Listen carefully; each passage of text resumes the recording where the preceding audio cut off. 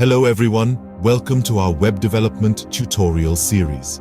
In this series, we will cover everything you need to know to become a proficient web developer. We'll start with the basics of HTML, CSS, and JavaScript, and then move on to popular frameworks like React and Angular. In this first video, we will cover the fundamentals of web development. We'll start with HTML, the language used to create the structure of web pages. We'll cover topics such as tags, attributes, and the basic structure of an HTML document. Next, we'll move on to CSS, which is used to style and format web pages. We'll cover topics such as selectors, properties, and how to create responsive designs. After that, we'll dive into JavaScript, the programming language used to add interactivity to web pages.